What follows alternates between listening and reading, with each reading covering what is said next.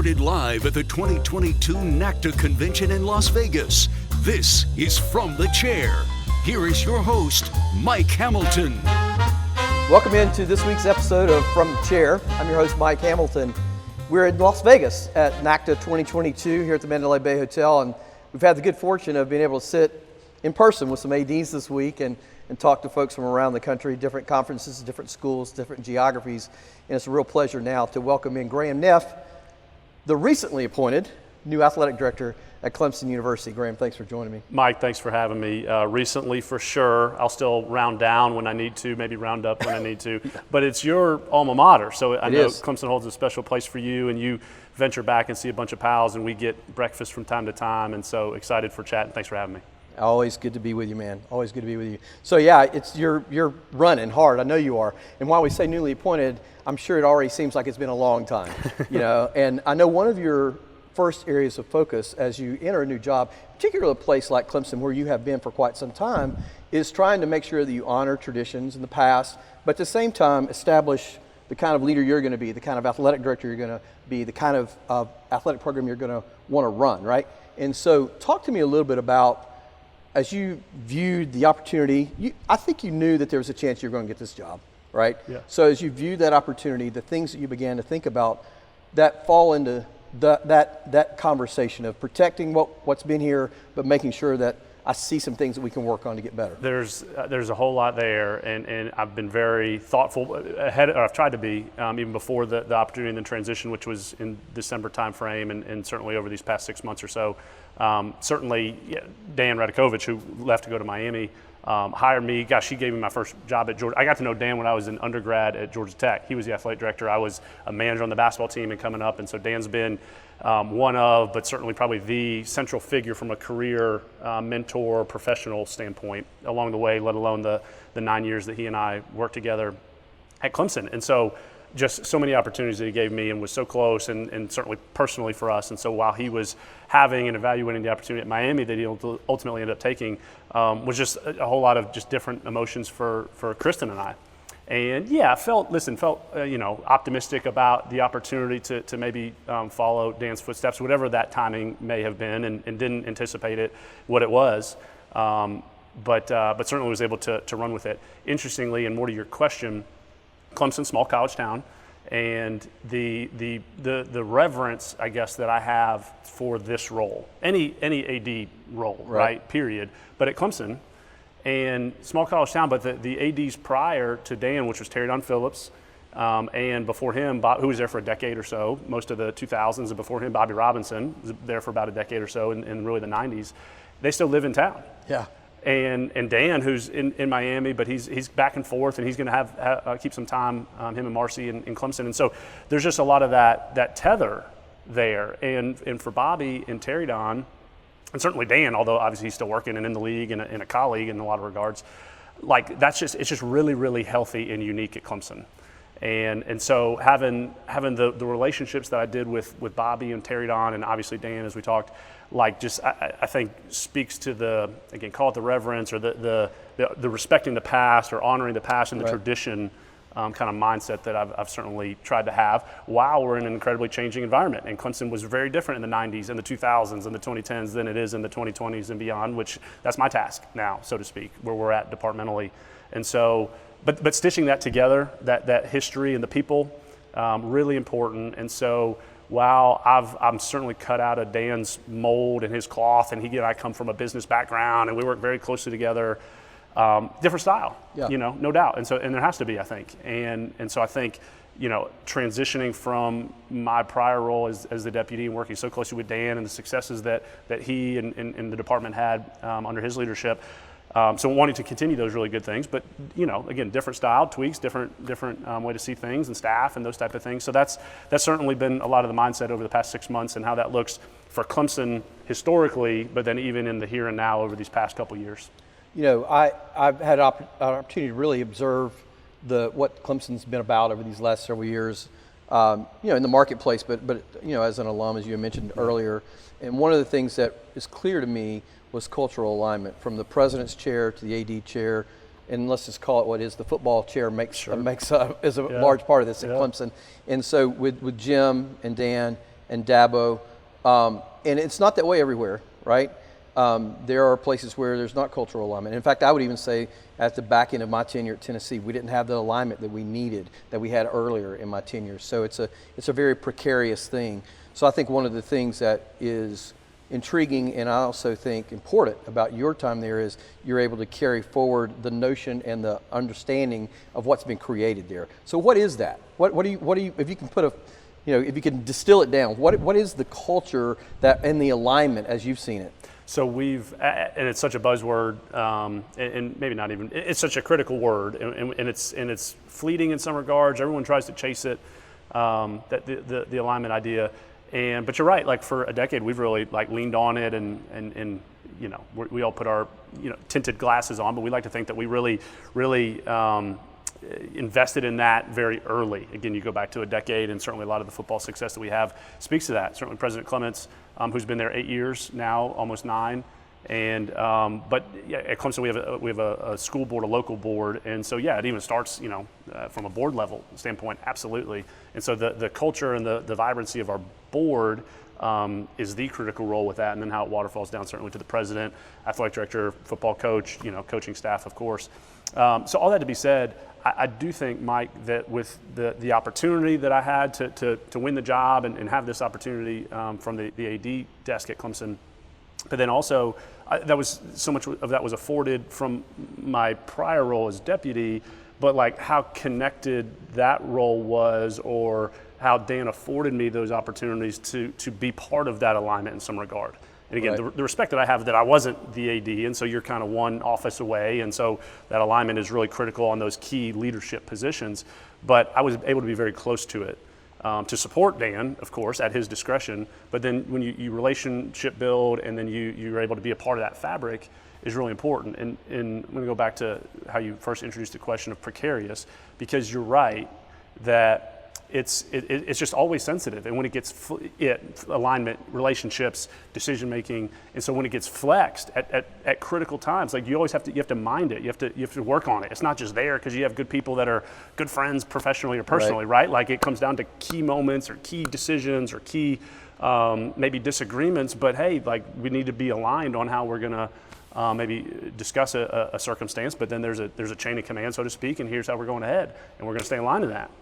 And sometimes right, wrong decisions, but like the mindfulness of alignment, I think, is something that maybe gets lost when you have maybe a good circumstance that is well aligned. That's just not, again, that's not easy. And you referenced a little bit of your tenure in Knoxville, that, gosh, there's times where you just got to be really mindful of, gosh, if we don't stay aligned here, like what that could waterfall into, I think. Right. And so no doubt it comes down to people, board president, Swinney, from a football coach standpoint, who is just uncommon, certainly a big part of the success here. Well, and Jim's on the CFP, right? And so he's been very much involved with national issues around college athletics. It's something that he seemingly cares about personally, in addition to understanding what the impact is at the institutional level. It's one of the things I've really learned from Dan as well, and we've experienced at Clemson, is that the information, the education to some of the key leadership decisions, certainly your president, your board, just like really well written. So it's one thing to be supportive of athletics or get the notion that athletics helps, the front porch and it helps the institution and metrics and all that, no doubt. That's certainly the case at Clemson. But being really well read and being able to be strategic and well networked within it from a presidency standpoint, which you referenced with President Clements, and then even our board to some regard. And so I do think there's a lot of, it's incumbent on my role at athletics administration to strategically make sure you're informed and you're well read. Not necessarily to paint a narrative, but just because, hey, down the road, we might need to talk about NIL or Alston or what have you. And so the more that they can be informed and have that, just the well-read nature of that, to when you get into a setting to discuss or ask for support, now there's a lot of context built up that just helps with the maybe the support and the alignment of where you want to go institutionally. So we've talked about you, we've talked about the president. Let's talk about Dabo for a moment. Yeah. And I'm doing another interview with Greg Byrne, which will run around the same time as this, and in that conversation. Don't go there. What are you trying to insinuate? In the conversation, we'll talk about Nick in that conversation, Thank you. Right? Yes, okay. So in your conversation, and I'm not going to go there. I know where you're headed. So look, if you look at the last 10 years or so in college football, anyway, those two guys have really been at the forefront of success. And that's not to discount guys like Ryan Day or Lincoln Riley or Luke Fickell. There are others, clearly. But candidly, the public at least perceives that they're stylistically very different. And I'm sure in some ways they very much are, and then there are probably some similarities in some ways too. Sure.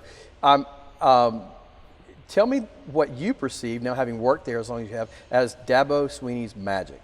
So here's the thing. I'll go back to having been here at Clemson 9.5 years now. This will be my 10th football season. So I came right after I came in March of 13. So it was right after the 2012 football season, which was Dabo's 9, 10, 11, 12, his fourth season. So he was still, and we hadn't been to a BCS bowl at that time. 2013 was our first BCS championship season, or in a BCS bowl game. And really from 2013, 14 and beyond has kind of been more of like the high level success that Clemson's at. But in 2011 went to an Orange Bowl. 2012 beat LSU in the Chick-fil-A Bowl. So there was growth there. It was just early. My point is, when I came to Clemson, my outside perspective of Dabo was, got the job as an interim, never been a coordinator, funny name, kind of endearing at halftime interviews, and kind of like the guy, seems to do a good job, but is he really like that? That was the question I got a lot in my first couple of years. I really like Dabo. Is that how he really is? And the answer is that's how he really is, if not even more so, just day to day. Genuine as heck. What you see, authentic. I know those words are somewhat interchangeable, but that's just who he is. So that perception, maybe that external perception, that at that time was a little immature, just because he was coming on the scene. He'd been a head coach for 3 or 4 years. Now, obviously, with the success and the limelight, his story's been told more. But that's absolutely how he goes about it. The thing that I would tell you, though, a little bit more to answer your question, that he maybe didn't get credit for early, but I think has been part of the success. Absolutely has been part of the success. He's the proverbial smartest dude in the room, too. And again, didn't necessarily get the credit for that because he had never been a coordinator, right? And that was kind of before really non-coordinators got head jobs, let alone Power 5 jobs, so to speak. And so that's just who he is, MBA kind of guy, worked at, part of his coaching career, worked outside of coaching for a while, real estate development. So just incredibly, would be incredibly successful at whatever vocation he did. Obviously he's a coach and is incredibly successful at that. The other interesting thing is unique thing about him is, as culturally driven as he is and relationally driven, sure, recruiting, but staff and family and all that, but he drives a hard line and demands accountability, period. And so to your point of some of the similarities and differences of these really high level successful football coaches, and again, Swinney and Saban are kind of compared a lot. That level of accountability that he has, not only with his players, sure, I mean, he's a football coach for 18 to 22-year-olds, but within staff and the non-negotiables of how he runs a program, and ultimately the culture and the locker room and the little things, incredibly refined in that regard too. And so I think that's certainly one of those transferable attributes for him, even outside of coaching, is that accountability that he would instill from a leadership position. Succession management is an important part of any leadership opportunity. And so to think, okay, Jeff went to South Florida a couple of years ago. Yep, Jeff Scott. And then Tony Ellitt's now become the head coach at Virginia. Brent has gone to be the head coach at Oklahoma. Yeah. How have you observed how he handled succession planning during all that? Because he really stayed in-house. So the coordinators that throughout those promotions, Chad Morris, which was 2014 or 14, went to SMU at the time. So all of those hires that he's had, really, Brent Venables which was 2010 when he hired Brent, 2010 or 2011, was the last coordinator hire outside of an internal promotion, so to speak. And listen, you get back to culture, kind of the way Clemson does it, but I think that he reaches down deep into the football organization, which is deep now, right? We've all grown our staff sizes, and he's able to really build and develop staff really early on. So we just hired Wes Goodwin, who's our defensive coordinator, replaced Brent Venables, holy cow, highest paid coordinator in the country. Wes was an analyst. He's never been a position coach. Yeah, he hadn't. It's wild, right? Everyone, even some of our leadership on campus, is it Wes Goodwin or Godwin? Who's that guy? We don't even know. So it's just one of those. Whereas for years, at least a couple, 3 years, Swinney had Wes in his like, hey, whenever Brent leaves, he's going to have an opportunity. Like, Wes is the guy. And he kept that super secret because he didn't want the secret of Wes to get out. Kevin Beard is an analyst. Truly. Right, like, he told very small amount of people because he didn't want it to get out. And so that call it a little bit of the vision of it, and ultimately the investment that Swinney has as the head coach into those staffs just to help with that continuity. And so, yeah, it's been one of our calling cards from a Clemson football standpoint of the staff consistency and low turnover, and Brent and Tony and Jeff, gosh, they have all these opportunities and they've stayed, and that's certainly been a big part of it, a lot of different reasons. But yeah, it just so happens that, both Brent and Tony get great opportunities, and so now it's a little bit of a fresh start, albeit internally, succeeding. So Clemson's had football success. Think about Frank Howard in the 40s and 50s, who I, by the way, had the pleasure of knowing when I worked for Clemson 100 years ago. Yeah. Funny story, I don't know if you ever knew this, in Jerby Athletic Center, his office was beside the athletic director's office, and it literally said on the door, Frank Howard, legend. That's what his door tag said, right? So he was the coach that had a lot of success in the 40s and 50s, and then obviously Coach Ford in the late 70s and early 80s, and then now the success that Dabo's had for a long time, and other successes along the way certainly. But so there's a lot in the gumbo, as we say right now, on the landscape. A lot of different moving pieces related to collectives and portal and all those, Austin and so forth. How do you maintain relevance?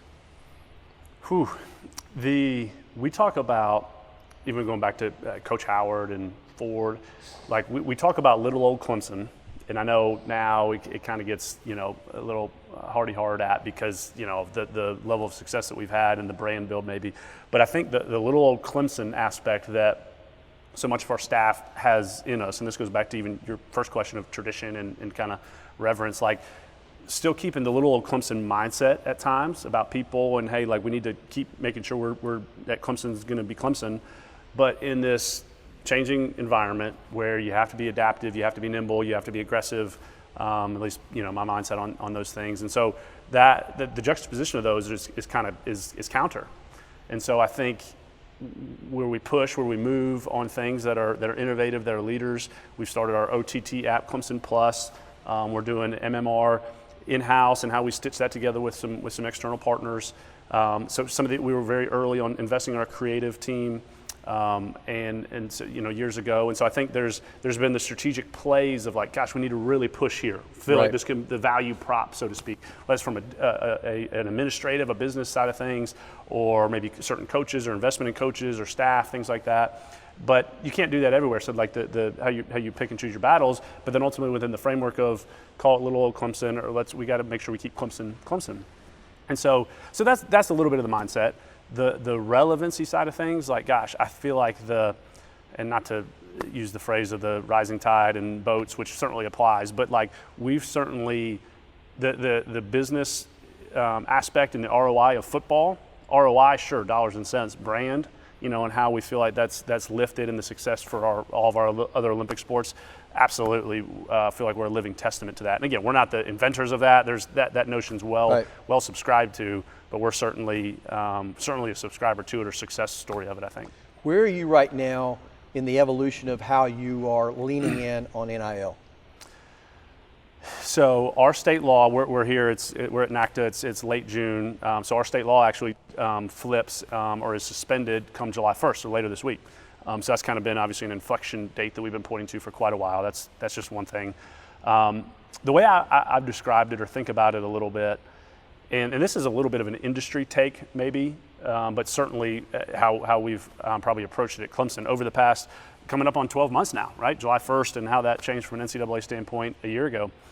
That at first I think a lot of support and called excitement for NIL from a market-driven, economy. So student athletes that want to go out and work for it and have a following, have a brand, and can earn some money externally.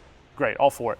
So, but it started as a little passive in nature, kind of maybe even compliance oriented. Hey, we need to educate you. We'll help you maybe build your brand, but you got to go do and you got to put the work in and make some money, and it's going to be market driven, and we'll make sure you play by the rules, or our community plays by the rules, and you can stay eligible and go earn your money.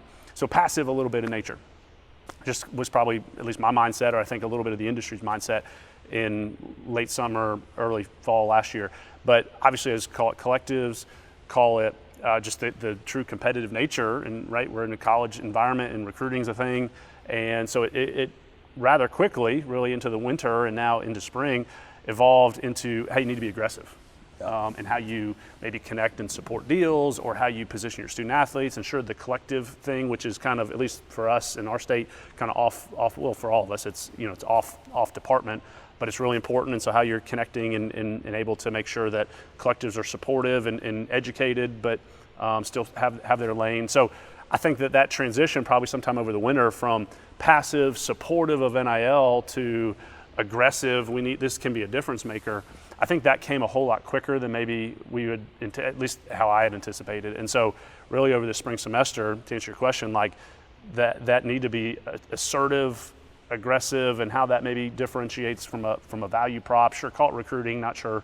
But that's just kind of where we're at. And again, for Clemson, back to even your prior question, relevance, things like that, we got to. Yeah, and it's been a lot of it's been trial and error, right? We're seeing what works, and the marketplace starts to determine where it's all going to land. And I think we're seeing a lot of that, and one of the most common things that we're seeing, at least in our business, is just this notion of how do you engage IP for the benefit of the student athlete, right? Because there's clearly more value there when the IP is associated with it. You can even look at just DJ's work with Dr. Pepper last year. If he's wearing the Clemson jersey, that probably has more value for him personally, right? And maybe for Dr. Pepper and all others involved. 100%, and it's not easy. It's obviously a new world for us all. I mean, literally within the past 12 months, but now even as we're embarking on the connectivity, call it the IP, and the synergy nature of it, but it's still, DJ Uiagalelei is a Clemson student, and so like how that fits across a student body standpoint, and they don't have the same opportunities or the brand by and large, right, that student athletes or that the quarterback does, like totally get it, but how we work across campus with general counsel's office, with our campus, marketing and external areas, just to make sure that our policies or our opportunities athletically that are driven competitively, and us wanting to be aggressive, these things we're talking about, but that it also still fits appropriately within the institutional lens, let alone institutional opportunities too, from a total campus standpoint. I know, obviously, Learfield, you guys have been aggressive from expanding that scope and using marketing assets from across campus as well. So, listen, it's one of those things that trial and error was your phrase that I was recalling is really a great one. And there's been errors, no doubt, Clemson and otherwise, but from those come successes. Yeah, it'd be interesting to sit here. There's a lot of narrative around what's happened in the last 12 months. I'll be interested to sit here with you 12 months from now and see. My hunch is that we will have had some learnings, and it might look very different 12 months from now.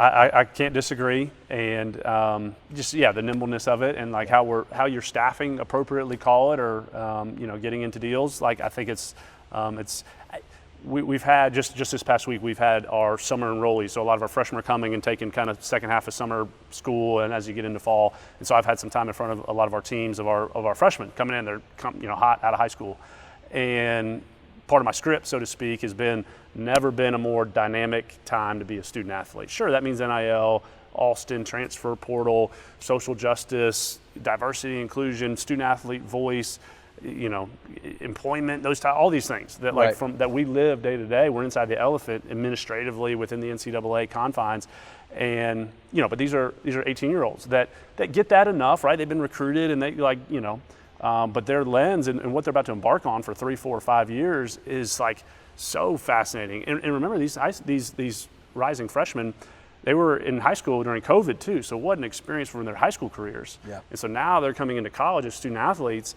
and into this environment for the next, 4 years plus or minus, and just how changing and just the dynamic of what they're embarking on is really, I'm encouraging them of like, hey, it's urgent, use it. We want to be transparent. We want to hear from you because it's changing, and you're going to have have a leadership role within your department at Clemson, let alone within the NCAA, so to speak, to be change agents, to be leaders, to help set what 12 months from now may look like. Yeah. Let's shift gears. Let's talk about some sports programs for just a minute. Athletic directors are judged on a lot of fronts. One of those areas clearly is the coaches you hire and the changes you make when you hire new coaches, and the notion of if you're going to make a change, have you already thought through what's the next step? Baseball is a high-profile sport at Clemson University. a lot of great success. And you made the change this spring, your first major change in a coaching situation. You've already made the replacement hire, great hire, by the way, congratulations. Yeah, excited about it. Walk me through your thought process, first opportunity to go through that. Yeah, a couple things, Mike. First of all, for the memoirs down the road in decades maybe, it was technically Eric Backich we hired for baseball from Michigan. Second hire, the first hire was Amy Smith, who's our gymnastics coach. Right. And so, and we might talk about the new sports we're starting, lacrosse and gymnastics, but we hired Amy Smith. So Amy Smith was certainly my first hire as an athletic director for a head coach. But it was different because it was an inaugural program, so it didn't have to evaluate and make a change and then go hire new. So that was kind of a nice soft ball of a start, so to speak. But had to make a change with baseball, or ultimately, arrived at the decision to make a change. Here's the half chapter for my memoir. So Monty Lee, who we made a change with, who's a good friend, first class person, family man, let alone of a baseball coach. Monty's my next door neighbor. Literally. Not like neighborhood or around the corner, like right there, like talking the side yard, over a Coca-Cola a lot of times. And so the relationship that he and I have had and do have, albeit still fresh from a transition, really two things with it. To your point on just from an AD standpoint, one, I had to be I thought to be very intentional about being objective, because Monty and I's relationship, personally and professionally, was really strong. Yeah, because we were neighbors, but just because he's just that kind of guy. And so I had to really separate that to make an objective decision, a recommendation to make a change in this case. But I do think, and I was hopeful, kind of as I was forecasting or maybe working through some of the mechanics of a change, that the relationship would be able to kind of make that, sure, the discussion, but it wasn't just a discussion. Hey, Monty, we spent a lot of time together evaluating, hey, where are we at? And so being able to get through that it didn't necessarily sever the relationship, but if it did, listen, I got it. It's part of the job. But it was able to be really self-aware mutually of like, hey, the circumstance that comes to baseball. So I felt like that transition for the first time, me going through making a change, evaluating and making a change, couldn't have gone any better. And they're not all going to go like that, neighbor or otherwise. And then ultimately embarking on and hiring a new coach. And like you said, Clemson baseball is a really big deal. And so high profile, and where we landed, really excited. But that evaluation, and let alone, again, it's one thing to be in the room, and certainly I've been part of a lot of coaching evaluations and searches and decisions with Dan and otherwise, but it just hits different, and there's no other way to say it. It just hits different when it comes down to you. I remember listening to maybe a pod with Scott Strickland from Florida months ago, I think when he was maybe doing a baseball search, or maybe football. He's done a couple this year. And he said, it's just all, while you're in a search, it's always on your mind. It's the first thing you wake up, last thing you think of when you go to bed. And as in my prior role, like, it was frequently on my mind. In this role, it was always on your mind. Yeah. Like, it just was, know. And so anyway, I learned a lot going through it. Incredibly excited of where we landed, of course. But yeah, it was one for the books. Two final questions. One, clearly you referenced lacrosse and gymnastics. You recently added softball as well. That's right. By the way, that program's really gotten out of the gates fast. Year 3 went to a super, yeah. Yeah. So not a lot of programs adding that many sports right now. The thesis and just behind those moves. So you're right. 4 years ago now, started softball. We actually did a sports substitution because we had women's diving, not swimming, so it was a little bit of a fragment, and so we substituted those sports. Obviously more of an investment for softball, and it fit really regionally. Incredible. First year was COVID, so didn't complete the season or postseason. So the first full season, which was year 2 of the program, won the ACC regular season championship. Went to regional, and then year 2, technically year 3, hosted a regional, went to a super, so incredible success out the gate. So now as we're starting lacrosse and gymnastics, a little bit of our community has the softball expectations, and so we're having to say, hey, we're not going to be as successful as softball was, probably. So don't hold it to that level of standard, so to speak. We were very intentional, needing to add sports. Sure, Title IX, higher ed is changing with more female participation or collegiate experiences, and how that looks trending nationally, let alone at Clemson. This is actually going to be the first year at Clemson where we'll have the student body is more female than male, about 50.5% to 49.5%. When you were there, it was not that, right, Mike? Yeah. So we've had to certainly adapt to that. For us initially, the solution was to reduce men's sports. So we cut the men's track and field and cross country program. This was a couple years ago. COVID, finances, proportionality, really tough. Yeah. Really tough. And so ultimately re-arrived at the decision to reinstate men's track and field and cross country was a great thing. And for the experience in that program, where they're at now is just a testament. But they still need to be proportional. And so adding 2 sports, and we were very intentional about the sports that we added. Lacrosse and gymnastics were not the cheapest sports, and it requires to build facilities, practice and stadium and the whole deal. So, but we felt that they were very relevant to our area. Lacrosse is growing in our area, of course. Gymnastics in the Southeast, a lot of opportunity. The cool thing about gymnastics too at Clemson, we are now the 4th school in the ACC to sponsor gymnastics. UNC, NC State, and Pitt. And so now having 4 ACCs is able to sponsor gymnastics. Now there'll be ACC gymnastics and championship.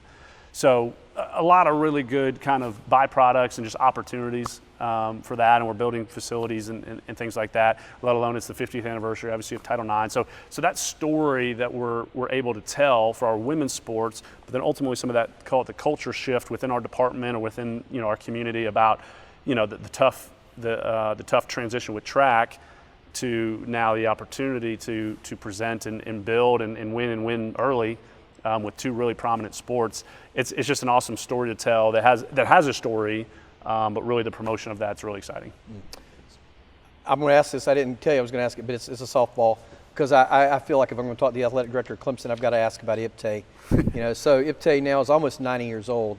1934. Yeah, the nation's oldest athletic fundraising organization. That's actually where I got my start in college athletics. Always will hold that near and dear.